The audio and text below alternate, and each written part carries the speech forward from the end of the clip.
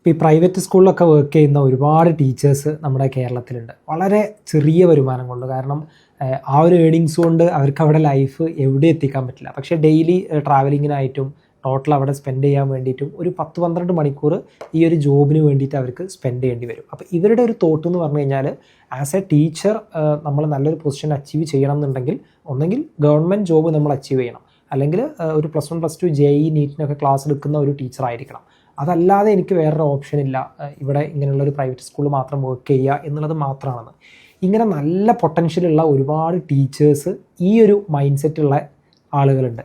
അപ്പോൾ ഇവരോടാണ് ശരിക്കും ഡെയിലി 4-5 മണിക്കൂർ മാത്രം നിങ്ങൾ വർക്ക് ചെയ്യുകയാണെന്നുണ്ടെങ്കിൽ, അതും സ്വന്തം വീട്ടിലിരുന്നിട്ട് നിങ്ങൾ ക്ലാസ് എടുക്കുകയാണെന്നുണ്ടെങ്കിൽ, ഒരു ഗവൺമെൻറ് സർവീസിൽ വർക്ക് ചെയ്യുന്ന ഒരു ടീച്ചർ ഏൺ ചെയ്യുന്ന അതേ എമൗണ്ട് ഏൺ ചെയ്യാൻ പറ്റുമെന്ന് പല ടീച്ചേഴ്സിനും അറിയില്ല എന്നുള്ളതാണ് ഒരു വാസ്തവം.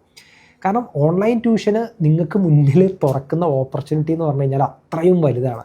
നമ്മൾ കേരളത്തിലെ സ്റ്റുഡൻസിന് മാത്രം ക്ലാസ് എടുക്കുക, ഏറിപ്പോയി കഴിഞ്ഞാൽ ജസ്റ്റ് കേരളത്തിന് പുറത്ത് ബാംഗ്ലൂരിൽ നിന്നോ അല്ലെങ്കിൽ ചെന്നൈയിൽ നിന്നൊക്കെയുള്ള സ്റ്റുഡൻസിന് മാത്രം ക്ലാസ് എടുക്കുക എന്നതിൻ്റെ അപ്പുറത്തോട്ട് ഇന്ത്യക്ക് പുറത്ത് GCC കൺട്രീസ് ആയാലും യൂറോപ്യൻ കൺട്രീസ് ആയാലും ആഫ്രിക്കൻ കൺട്രീസ് ആയാലും അമേരിക്ക, കാനഡ പോലെയുള്ള രാജ്യങ്ങളായി കഴിഞ്ഞാലും ഇവിടെ എല്ലാം താമസിക്കുന്ന ഒരുപാട് സ്റ്റുഡൻസ് ഉണ്ട്. ഇവരെല്ലാം ഫോളോ ചെയ്യുന്നത് ഡിഫറെൻറ്റ് സിലബസുകളാണ്.